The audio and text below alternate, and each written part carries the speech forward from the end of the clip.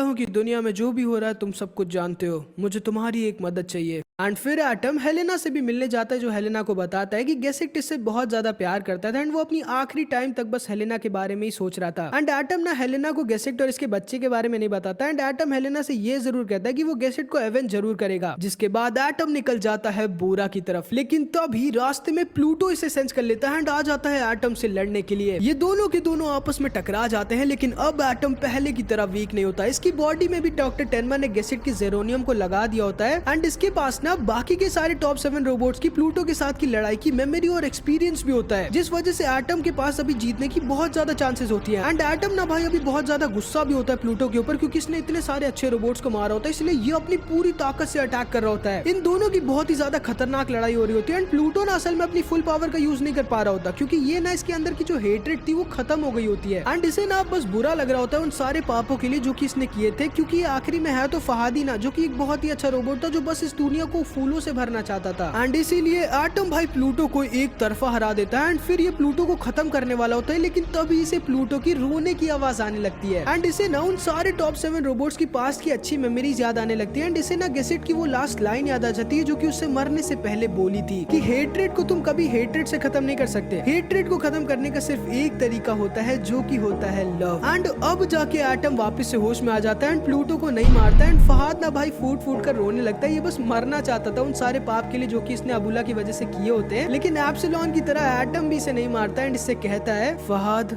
मैं तुम्हें माफ करता हूँ, हम सारे तुम्हें माफ करते हैं। एंड फिर ना भाई एटम जमीन के अंदर घुस जाता है बोरा को रोकने के लिए, जिसको रोकना लगभग नामुमकिन था। पूरी की पूरी दुनिया डरी हुई थी एंड एटम बोरा की तरफ आगे बढ़ रहा होता है एंड अगले ही पल एटम और बोरा एक दूसरे के आमने सामने होते हैं एंड डॉक्टर टेनमा के 2 मास्टरपीस रोबोट्स आपस में टकराने वाले होते हैं। अबुला तुम्हें समझना होगा तुम जो कर रहे हो वो गलत है, तुम्हें इस हेट्रेड को खत्म करना होगा। लेकिन बोरा कुछ भी सुनने की फिराक में नहीं था। एटम जानता था कि इसके पास सिर्फ 2 मिनट है, उसके बाद इसकी बॉडी मैग्मा की वजह से पूरी तरह से पिघल जाएगी एंड उससे पहले इसे कुछ भी करके बोरा के अंदर के एंटी प्रोटॉन बॉम्ब को डिसेबल करना होगा। लेकिन तभी सहाद यहाँ नीचे आ जाता है एंड एटम को पकड़ लेता है एंड इससे कहता है एटम मैं भी तुम्हारी मदद करूंगा, मुझे एंटी प्रोटॉन बॉम्ब को डिसेबल करने का फॉर्मूला भेजो। लेकिन सहाद प्लीज एटम मुझे एक मौका दे दो अपनी गलतियों को सुधारने का। एंड एटम इसकी बात को मान लेता है एंड फहाद के पास वो सारा डेटा ट्रांसफर कर देता है, जिससे ये ना बोरा के अंदर के एंटी प्रोटॉन बॉम्ब को डिसेबल कर सकता था। एंड तभी प्लूटो अपने इलेक्ट्रोमैग्नेटिक वेव्स का यूज करता है एंड एटम से कहता है एटम पुरान और इस खूबसूरत दुनिया का ख्याल रखना। क्या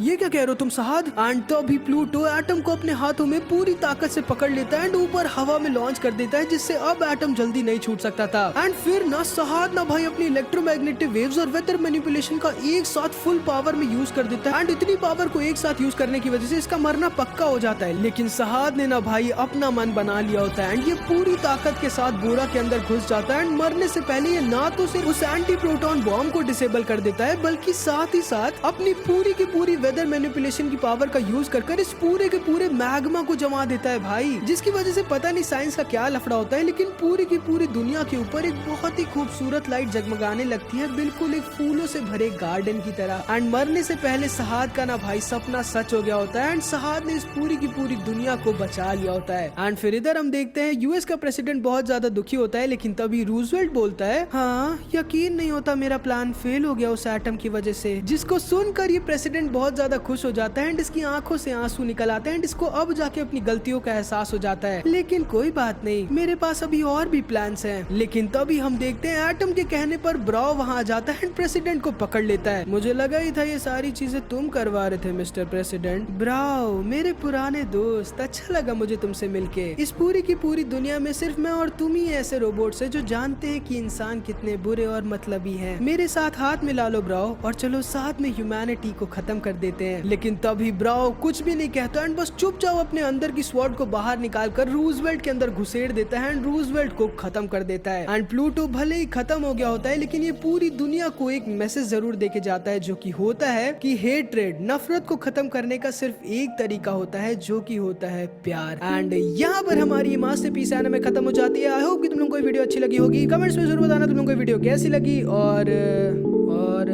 कुछ नहीं, मिलता है अगली वीडियो में। तब तक के लिए अपना ख्याल रखना। Bye bye.